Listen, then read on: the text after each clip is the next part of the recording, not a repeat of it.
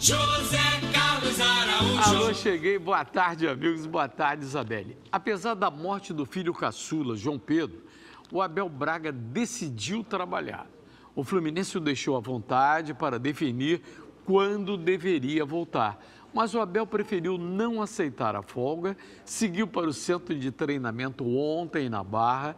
Na atividade ele recebeu o carinho, os aplausos dos jogadores, enfim, existe uma união muito grande e uma consternação também de toda a família tricolor em virtude do trágico acontecimento do sábado, e isso deu forças ao treinador do Fluminense. Boa tarde, Gerson Canhotinha.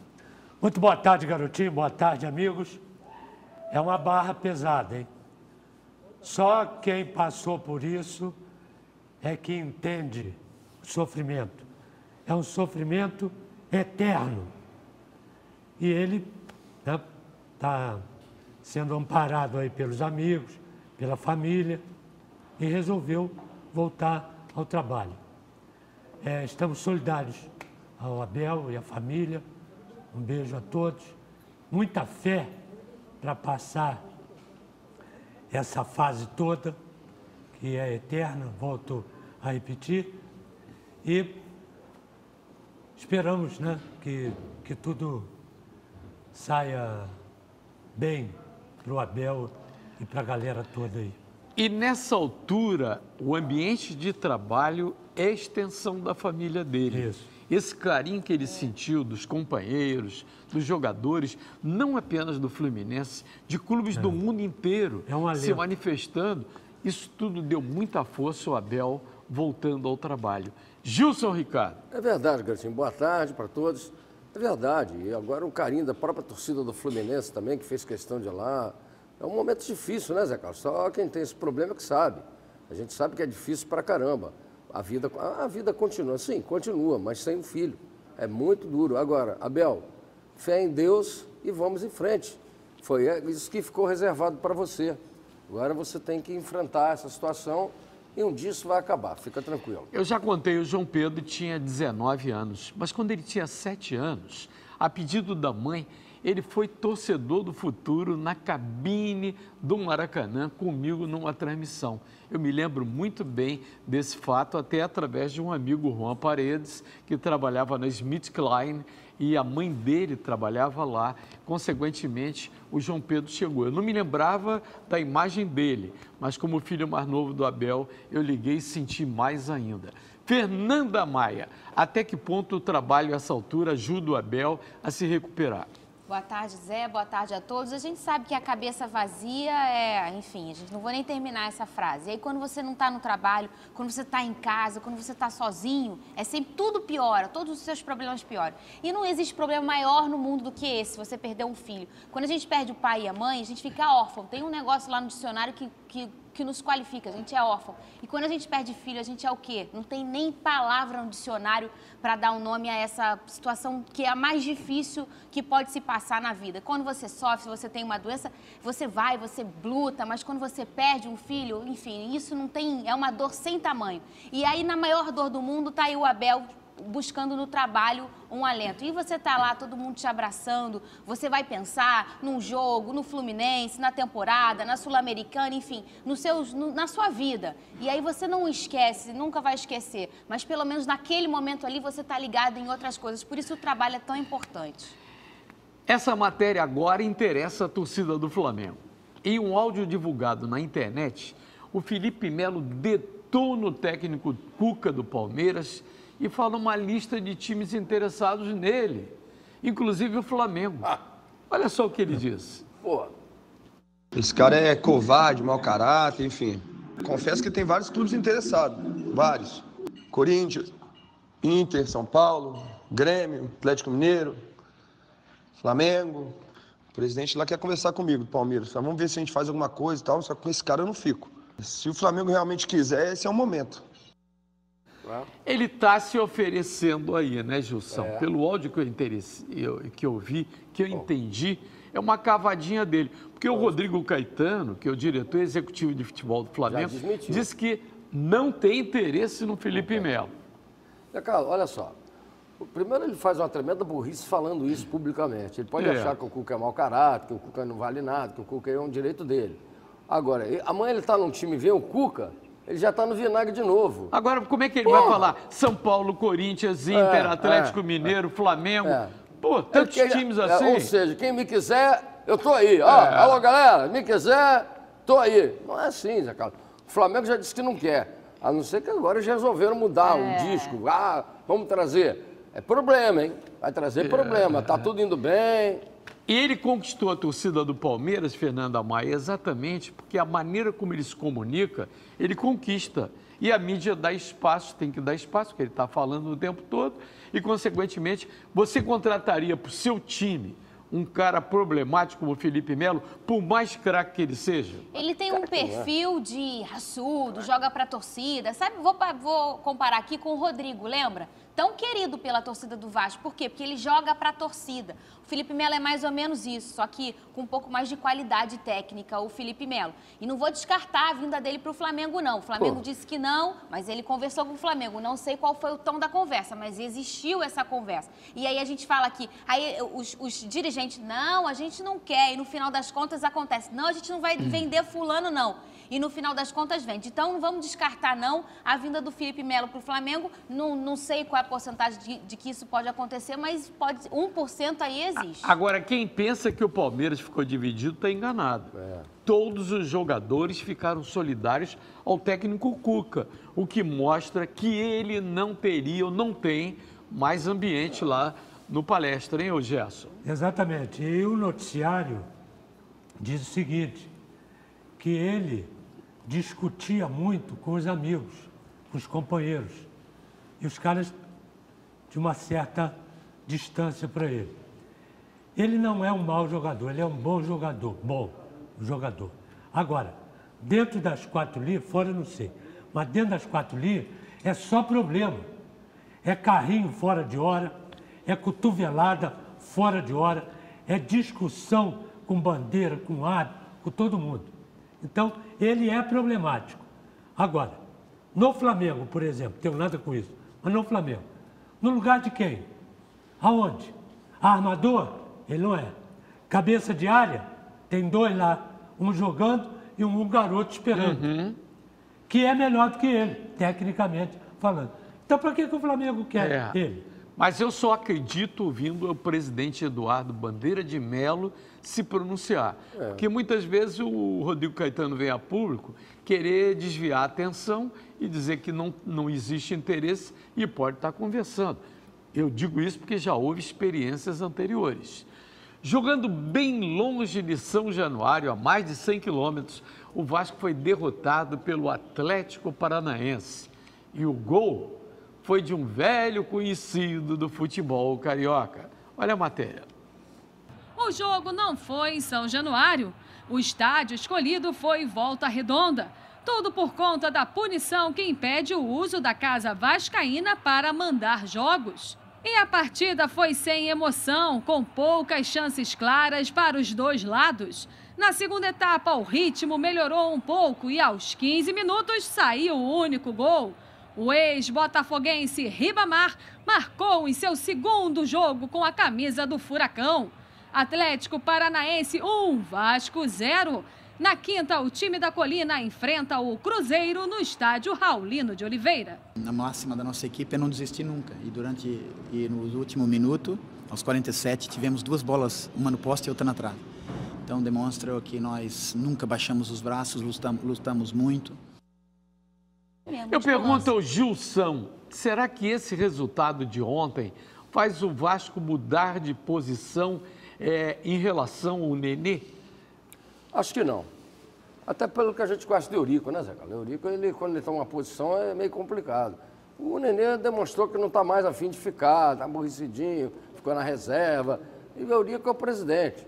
Eu acho que o Nenê dificilmente vai jogar. Pode ser que amanhã ele volte e tal, mas eu acho que não. O Vasco até levou azar. Acabou de falar aí, 2 bolas na trave no finalzinho, teve chance de empatar o jogo.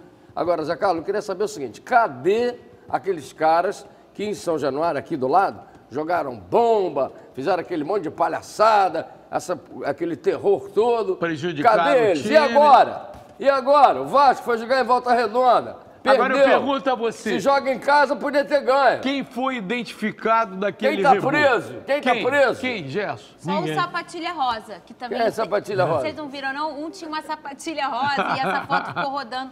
Mas também ele é o Sapatilha Rosa, ele não tem nome. Veja esse negócio de Não, a gente tanta queria babaquice. identificá-los até para perguntar assim, algum deles tem namorada, tem mulher? Porque todo cara que briga está provado. E o cara é vascaíno? Os psicólogos analisam dizendo são os caras que têm problemas sexuais, problemas... É verdade, é verdade. Sobrinho. Eu tenho lido vários artigos assim, ouvido. Não é, Fernando? Que seja namorado, não importa, mas tem que amar. Eles não amam, não é possível. Mas ou eles tem amam o namorado Vasco? ou namorada. Eles torcem pro Vasco? Não importa Eles a não opção. torcem pro O Vasco. problema é que eles não amam ou não são amados. E o seja que lá qual acontece for. com a justiça? Pune o estádio, pune o a torcida clube. tal, a Pune o torcida clube. tal. Tem que punir o cara, pessoa Tô esperando física. a punição do Figueirense, os caras invadiram o campo lá, derrubaram aquela... Orlando Scarpelli. Orlando Scarpelli. Tô esperando lá do Goiás, que saiu na porrada com o CRB no gramado, pau comeu. Aquele jogo Goiás e Vila Nova lá também, que morreu o torcedor. Eu não vejo nada disso no tribunal, só vi o Vasco. Só o Vasco. Não, e pune o estádio e pune esta ou aquela torcida. Quando a pessoa física, o bandido, tem CPF, tem RG. Hein, ô Gerson? Exatamente, e as imagens estão aí. É só pegar a cara do O bonitão. cara com um pedaço de pau. Isso, pega a cara do bonitão e dá uma cartinha para ele. E pronto. E prende o cara, porque não adianta. Ninguém é preso neste país. Esse país está de ponta cabeça. Esse nosso Estado é uma porcaria na mão desses caras que estão aí. E ninguém é preso. E não adianta. E eles passaram toda essa baderna, tá certo? Toda essa vagabundagem, passou tudo para o esporte. E eu repito que já falei aqui, na maioria das vezes, existe uma responsabilidade muito grande por parte de dirigente de clube que acoberta esses bandidos, que dá proteção a esses bandidos. Estão lembrados quando o Corinthians fez aquilo que fez lá em Oruro? O Kevin Spada, torcedor, foi morto com um sinalizador. 200 os caras que foram presos, advogado do Corinthians foi lá para soltá-los. E depois, em Brasília, eles repetiram a cena. E o Brasília, e Joinville também, no jogo com o Vasco. Exatamente, Joinville. O zagueiro Hever falou em entrevista coletiva sobre o confronto contra o Botafogo na Copa do Brasil e disse ser contra a torcida única. Saca só. É sempre bom você decidir em casa, com o apoio da sua torcida. Sobre torcida única, eu particularmente não sou a favor, eu prefiro as duas torcidas. O futebol sempre foi dessa maneira, desde que há segurança. O futebol hoje em dia está muito violento, né? Principalmente fora de campo. A verdade é a seguinte, o jogo primeiro no Engenhão, no Newton Santos, o segundo, tudo isso semifinal da Copa do Brasil, Flamengo e Botafogo, e segundo na Ilha do Urubu. Gilson, tem uma notícia mais recente. A CBF, garotinho, está tentando chegar a um acordo com o Maracanã para levar os dois jogos para o Maracanã. Com torcida dividida. Torcida dividida. Maracanã torcida dividida e renda, que vai dar renda, pô. Você vai jogar no campo do Botafogo, vai dar uma renda. Jogar na Portuguesa, dá outra renda, porque Maracanã cabe muito mais gente. Então, o jogo seria no Maracanã, os dois jogos seriam no Maracanã. A CBF está tentando resolver isso. Agora, o pessoal do Maracanã, gente, pelo amor de Deus, vamos arrumar a casa. Só para casamento, baile funk não dá certo. Mais de 400 crianças entraram em campo pela Copa Canhotinha de Ouro. O evento foi feito pelo nosso Gerson, lá no projeto do Canhota. Foram 32 equipes, sub-11, sub-13, sub-15 e sub-17. É muita criança junta, Canhotinha? É verdade. Agradecer lá ao Fabinho e a galera toda lá, né, os pais, as crianças. Parabéns. Foi uma belíssima festa. E eu agradeço pelo troféu ter sido o meu nome. Parabéns a vocês todos. E com detalhe também, todos esses guris, o Instituto Canhotinha de Ouro faz o acompanhamento do cara na escola. Se for mal na escola, não entra ali para jogar bola, né, Gerson? Exatamente. Primeiro de tudo, é estar... E é grátis, é grátis, gratuito, exatamente. não tem que pagar nada. É estar na escola, que é a principal coisa. Eu sempre digo isso. Duas coisas, né? Estudo e esporte. Se você puder fazer as duas coisas, ótimo. Se não puder, fica só com estudo. É muito mais importante. E retira da provável Exatamente. Criminalidade, da marginalidade.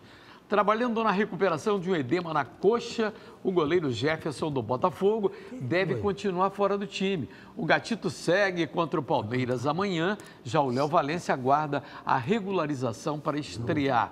O Gatito voltou bem. E o Jefferson pode fazer rodízio mais adiante? Coitado, Jair, um revezamento? tô com pena de você, Jair. E agora? Dois grandíssimos goleiros aí à sua disposição. Um é um dos nossos ídolos da nossa história e dos últimos 10 anos é o nosso maior ídolo, que é o Jefferson. E o outro é o Gatito, que é um grande responsável por hoje estarmos nas oitavas de final da Libertadores. E aí, Jair? Vai que é tua, que é você que vai escolher isso aí. De repente, como o Botafogo, por exemplo, bateu recorde de número de jogos num mês. No mês de julho, ele fez 30 jogos. Ou seja, fez 10 jogos. Um jogo a cada 3 dias. Consequentemente, fazer um revezamento dos goleiros é uma sugestão. Verdade. Ou não é, Gerson? Hein? Para manter os dois em forma. A gente está com dois. É sugestão. Manter os dois em forma. Para quem está de fora. Agora, ali dentro, a briga é danada. Mas ninguém quer ficar no banco. De jeito nenhum. E ainda mais, esse é que é o grande problema de você ter dois grandes jogadores, né, numa posição, seja goleiro, meio do campo, defesa, ataque. Esse que é o grande problema. De repente, choca. E aí, quem está no meio desse choque está perdido. Eu vou pedir um rápido intervalo. Na volta, a gente continua batendo bola. E agora a rede balança. Vamos lá, Felipe Melo. Vai, Felipe Melo. Vai, Felipe. Não, Felipe Melo não. Tá vendo o Fluminense? Olha o recado final da Fernanda Maia, a gandolinha mais famosa do Brasil. Vou mandar beijo pro Aguinaldo Andrade de Benfica, Lázaro Coutinho, Tom, que é o vinegro lá de Olaria, Gabriela Duarte e o filho Daniel Bernardo. E vocês que participaram, até amanhã. Um abraço também no Ney Mato Grosso, aniversariante de hoje, com todo o seu talento, uma legião de fãs por todo o Brasil. O recado final agora é do Gilson Ricardo. Domingo, meio-dia, tem bola em jogo, bola né, em jogo, domingo 1h, porque tem o Flamengo às 11 na ilha, vai começar mais tarde. Vai começar o jogo às 11, o programa começa 1h.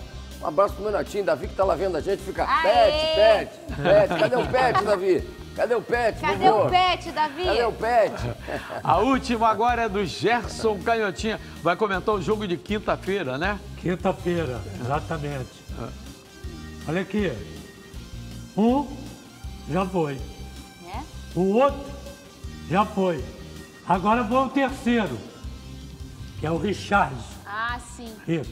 Quantos mais? O presidente? Nós vamos ficar sem time. O Gum vai, Gum. Vamos ter que pedir emprestado. Amanhã, logo depois da Isabelle Benito, novo encontro falando de futebol. Boa tarde para você e até lá. Mas ele tá indo pro time que é fraco, hein?